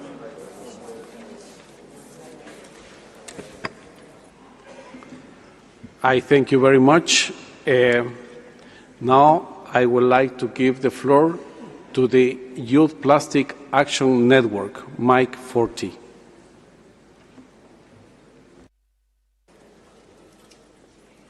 Thank you, Chair. We speak on behalf of the Youth Plastic Action Network, a global platform for youth engagement in the plastics treaty process. From day one, our message has been simple and urgent. We need a treaty that protects human health, our shared ecosystems, and the rights of future generations. At this decisive moment, there is no middle ground. We either conclude with a strong, scientific-driven treaty that addresses the full life cycle of plastics, or we report back to UNEA that we have collectively failed to deliver on Resolution 5-14. Plastic pollution may not kill instantly, but it's already costing our lives and futures. Today, children are born with microplastics in their blood, and microplastics are already being found in fish that are sold on grocery store shelves. If we fail to deliver the treaty, healthcare systems will be strained under rising cancers and toxic exposures. Billions will be spent managing pollution instead of preventing it, and oceans could hold more plastic than fish, collapsing coastal economies and food securities. Entire industries risk becoming stranded as we delay the transition to a clean industry. Plastic pollution does not respect borders or generations. A weak treaty will not protect any country from the social, economic, and environmental consequences that are to follow. Many of you will not see that world, but we, the children and youth of today, your children and your grandchildren will. We will inherit governments that failed to act when they could, societies burdened by pollution and debt, and planetary resources pushed beyond repair. We call on member states, seize this moment, commit to binding reduction targets, embed human rights and intergenerational equity throughout the treaty, and build strong financial mechanisms for implementation and capacity building. Stand with ambition. Deliver the treaty that the world desperately needs and the future deserves. Thank you. I thank you very much for your intervention to Youth Plastic Action Network. Please, now I would like to give, thank you please, I would like to give now the floor to Women's Working Group of Ending Plastic Pollution, and it will be mic 5.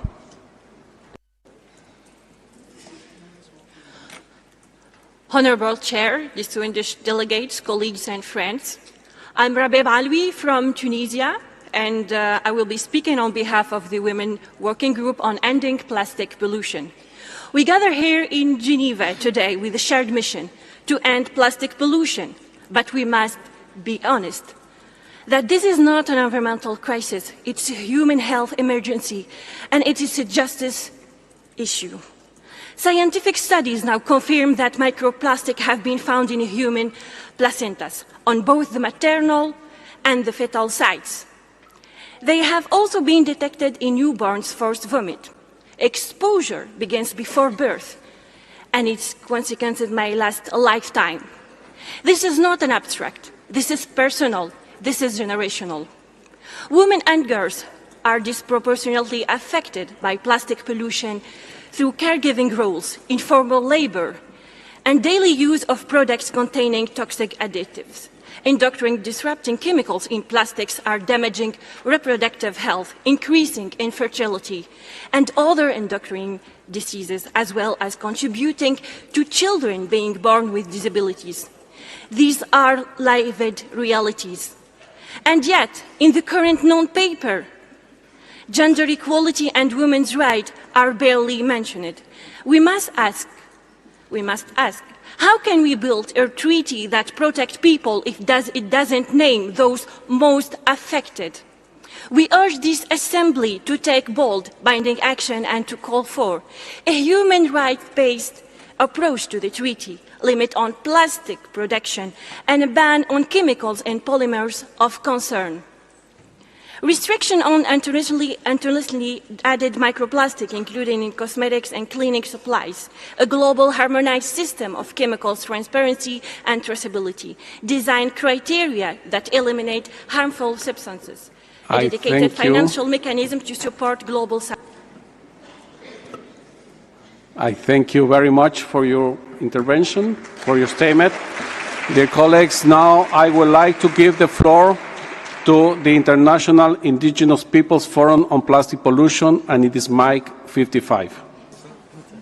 Thank you, Mr. Chair. My name is Abraham Francis of the Ganyankahaga, and I speak on behalf of the International Indigenous Peoples Forum on Plastics, the representative voice of Indigenous peoples within these negotiations. We are disappointed in the absence of meaningful references to and affirmation of the rights of Indigenous peoples within the Chair's text, and propose immediate action to address this critical oversight. We call on states to affirm and actively promote Indigenous peoples' rights, including our right to self-determination, ensuring the full, effective, equitable, and direct participation of Indigenous peoples in decision-making and implementation of the treaty, as collective rights holders, not to be conflated with other stakeholders, as affirmed within the UN Declaration on the Rights of Indigenous Peoples. Strong measures across the full life cycle, including phasing down fossil fuel extraction and production of plastics and chemicals. Center human health, planet health, and justice for all harmed communities across the plastic life cycle, including just transition and development and implementation of the National Action Plan. Establish financial mechanisms to ensure justice and enable just and equitable transition. Establish an independent expert advisory body to inform treaty implementation that ensures the equitable and ethical participation of Indigenous peoples and knowledge holders. For millennia, Indigenous people have lived our lives in balance with the natural world, establishing and practicing non-toxic, truly circular, and life-giving systems. Our ancestral wisdom and knowledge systems offer vital solutions to the plastics crisis, including other environmental crises, addressing its entire life cycle from extraction to disposal. Thank you. And I thank you very much. Now I would like to give the floor to the to the Scientist Coalition for an Effective Plastic Treaty, mic 58.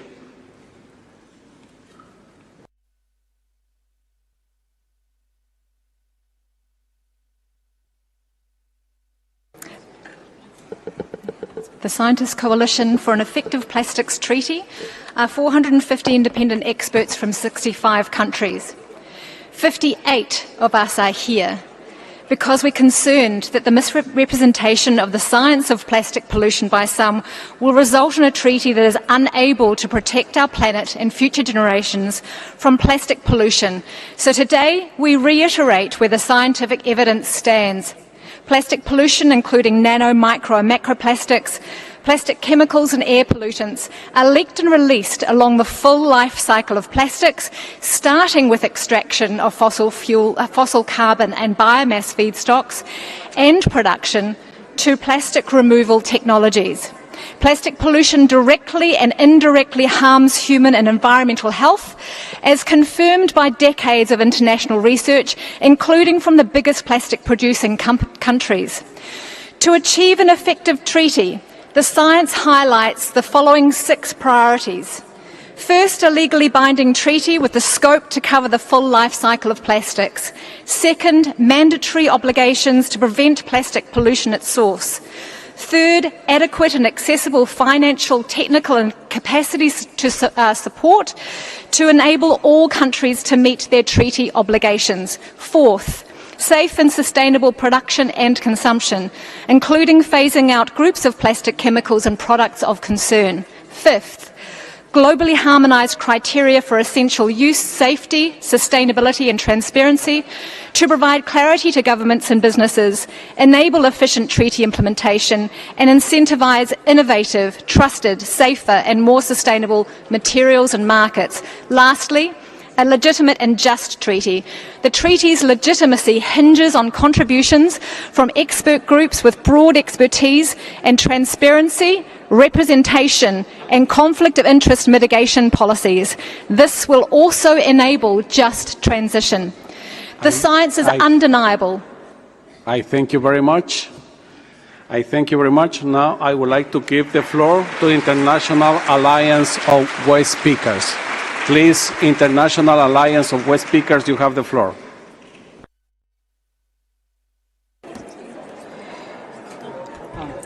No. Somos nosotros, no.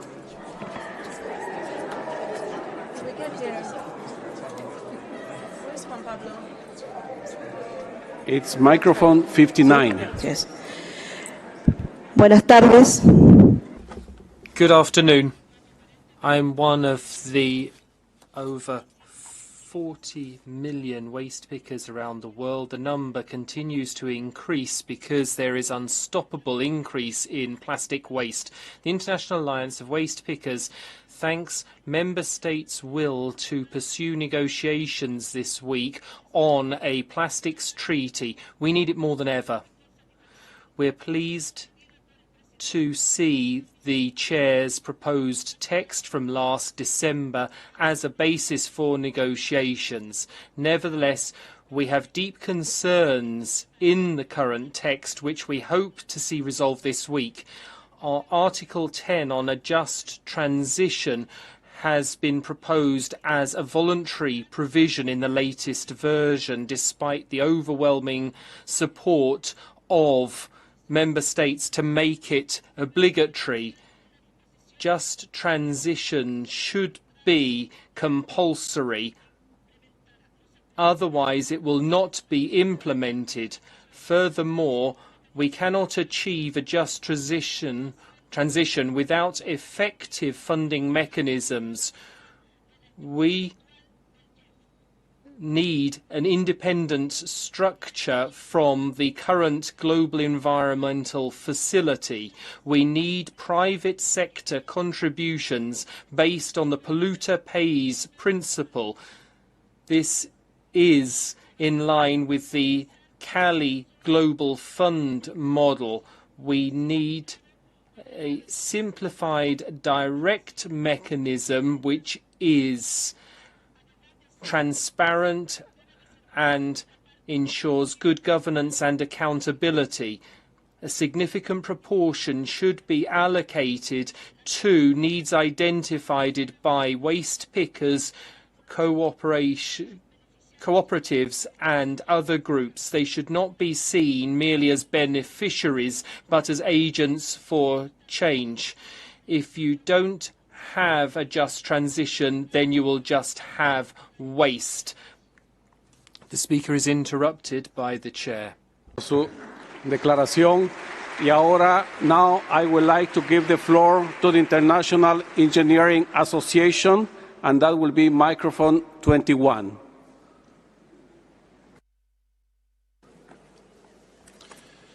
Thank you, Mr. Chair. Excellencies, distinguished colleagues, my name is Greg Skelton and I'm speaking on behalf of the International Council of Chemical Associations and the Global Partners for Plastic Circularity. Thank you for the opportunity to provide this intervention.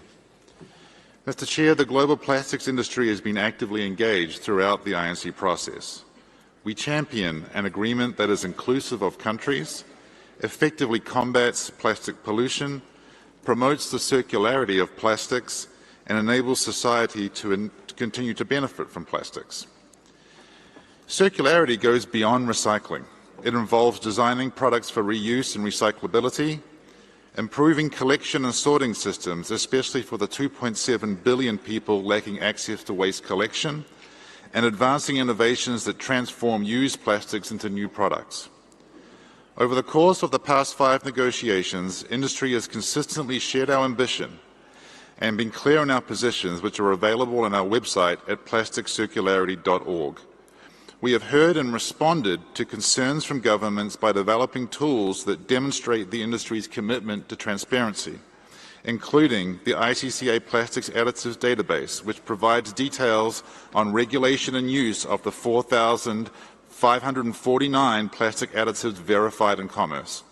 And we continue to invest in innovations in product design, collection, recycling and reuse of plastics to accelerate the transition towards a circular economy. As the final INC session opens, there is a unique opportunity for alignment with governments and civil society, including the private sector, to address plastic waste in our environment. The perfect should not be the enemy of the possible. ICCA encourages governments to focus on common ground and deliver an agreement that is practical, implementable and achievable. Industry is eager to work in partnership with the governments to help solve the global challenge of plastic pollution while accelerating the transition to a more circular economy. Thank you, Mr. Chair. And I thank the International Council of Chemical Associations. Now I would like to give the floor to the International Chamber of Commerce, this mic 16. So it's the International Chamber of Commerce, microphone 16. Mr. Chair, Your Excellencies, distinguished delegates, my name is Raylene Martin and I speak on behalf of the International Chamber of Commerce, the world's largest business organization. We thank the INC Secretariat for their tireless efforts and the Government of Switzerland for hosting us here in Geneva, a fitting location for international cooperation and multilateral progress. The global business community stresses the urgent need to conclude an effective and workable agreement that meets the UNEA 514 mandate and matches the urgency of the plastic pollution crisis. We are at a defining moment. INC 5.2 must deliver clear direction and a framework to accelerate action by all sectors toward a future free from plastic pollution. The world is watching, and the credibility of multilateralism depends on what we achieve here.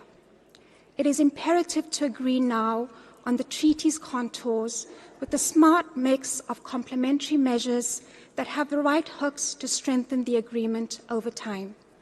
In this regard, we highlight 4 priorities. First, a fully circular approach must be central. The treaty should guide product design for circularity, promoting reuse, recycling, and environmentally sound management. Waste management must be a core obligation with flexibility for national circumstances. Second, focus should be on plastic products with the highest risk of environmental leakage, based on a common evidence-based framework that is application-specific and considers national and socio-economic realities. Third, innovation is essential. The agreement must support new technologies and business models across the plastics value chain to enable rapid transformation and empower businesses of all sizes. Lastly, success hinges on effective means of implementation that support accelerated business action and take into account the needs of SMEs. This agreement must provide industry with the I clarity thank you very and much. confidence to invest in I thank you very much for your statement. Now I would like to give the floor to the coalition of NGOs from West Asia, and that's microphone 19. Honorable Chair, distinguished delegate, colleague, and friend, allow me to deliver my intervention in Arabic. سيد الرئيس، أنا ماري-تherese سيف، ممثلة مجموعة المنظمة. My name is Marie-Therese Saif. I represent the group of NGOs from West Asia. Plastic pollution is an environmental crisis which jeopardizes the lives of millions in this region. Plastic which is not managed or recycled causes a number of ills. We cannot wait to deal with plastic pollution. We cannot hold off negotiations. We call on nations to defend their peoples. We hope that negotiations will reach a successful conclusion here. Our group stands ready to support delegations and the future treaty. We call on everyone to respect their commitments. This must not be just a symbolic treaty. It must be fully implementable and ensure justice, solidarity and cooperation between peoples. We cannot wait any longer. Think about current and future generations. Think about the right to live in a clean, healthy and sustainable environment. You cannot procrastinate. We need a treaty here and now. Thank you. And I thank you very much for your statement. Now I would like to give the floor to the International Engineering Associations, and will be microphone 21. Thank you, Mr. Chair. Thank you, Secretariat, and thank you to the Government of Switzerland. My name is Conor Carlin, and I'm here representing the Society of Plastics Engineers, a global volunteer organisation with 65,000 stakeholders around the world. We stand at the intersection of science, research, industry and society, committed to advancing polymer innovation while promoting responsible management of plastics resources. Plastics have transformed the modern world by delivering lightweight, durable and cost-effective solutions in medicine, food preservation, renewable energy, clean water, mobility and countless other fields. These materials have been integral in reducing emissions, increasing energy efficiency and improving the quality of life. We are equally aware, however, that the growing volume of plastic waste, mismanaged and polluting the environment, presents urgent challenges that must be addressed with integrity and urgency. As engineers, innovators and problem solvers, we are uniquely positioned to develop the next generation of materials and technologies that enable greater recyclability, biodegradability and resource efficiency. We believe that innovation must go hand in hand with responsibility. Our work is guided by a vision of circularity, where plastic products are designed with their full life cycle in mind, supported by robust collection, sorting and recycling infrastructure.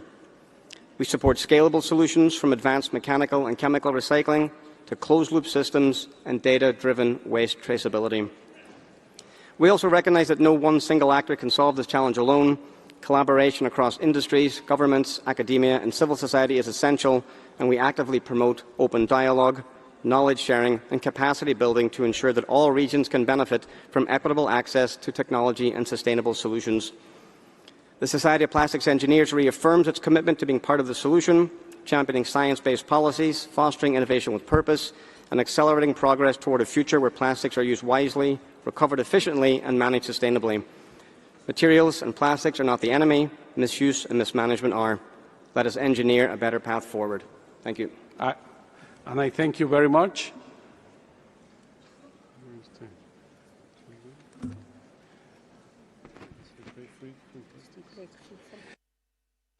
Now I would like to give the floor to Break Free from Plastics, and that's microphone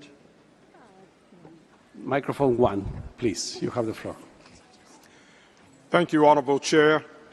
Esteemed delegates, I am John Beard Jr., and I'm speaking on behalf of the Break Free from Plastics movement and the United States Environmental Justice Delegation. I come to you from the belly of the beast in Port Arthur, Texas, a cancer cluster, thanks to the petrochemical industry. Port Arthur is on the front lines of toxic plastic pollution because of a history of discrimination against communities of color and low-income communities. This is a human rights issue, and it stretches all the way back to the dawn of European colonialism and the transatlantic slave trade. Let's be clear. These negotiations have been captured by the fossil fuel and petrochemical industries. Their unchecked production of plastics is accelerating a crisis that jeopardizes the climate, biodiversity, human health, and the planet's ability to sustain life. Without decisive action and significant reductions in plastic production, the harm already experienced by countless communities like mine will only intensify. A treaty that does not cap plastic production, eliminate toxic chemicals, and ensure a just transition for those most impacted is a treaty destined to fail. We must confront the ongoing environmental racism experienced in communities like mine and stop the scourge of waste colonialism in the global South. We must reject toxic waste-to-energy schemes and polluting technologies like so-called chemical recycling, prioritizing instead development of safe, toxic-free reuse and refill systems and the rights of waste pickers, indigenous peoples, and frontline communities. While we should be guided by consensus, when consensus cannot be reached, countries must have the ability to vote on substantive issues, ensuring that deadlocks do not continue to derail progress. While my community is on the front lines of environmental injustice and toxic pollution, micro and nanoplastics poison people no matter how far from the lines you may live. I thank you very much for your statement. Thank you. Please, dear colleagues. Thank you, please. Thank you very much for sharing these interventions. And now I would like to invite the Secretariat to provide information on the timing and location of the meetings of the contact groups that we will start this afternoon at 3 p.m. Please, Secretariat, you have the floor. Thank you, Chair. So just to confirm the new schedule for today, CG Contact Group 1 will meet from 3 to 6 p.m. in room 19. Contact Group 4 will meet from 3 to 6 p.m. in room 18. Contact Group 2 will meet from 7:30 p.m. onwards in room 18. And Contact Group 3 from 7:30 p.m. onwards in room 19. Thank you. I thank you very much, the Secretariat, and we will be meeting, as I announced before, working with the Secretariat and the Bureau on the scheduling for today and the next days. And distinguished delegates, this brings us to the conclusion of our meeting today. We have a lot of work ahead of us over these 10 days. Thank you, distinguished delegates, for being conscious of the time as we embark on completing the work of the INC at this resume session. Let's treat each other with sorry, please, dear colleagues. Oh, I see Ghana asking the floor. Please, Ghana, you have the floor. Thank please, you, Chair. Could you please take a seat? We haven't finished the session yet. Please. Thank you. Ghana, you have the floor. Thank you, Chair. We kindly request that the information is repeated. Thank you.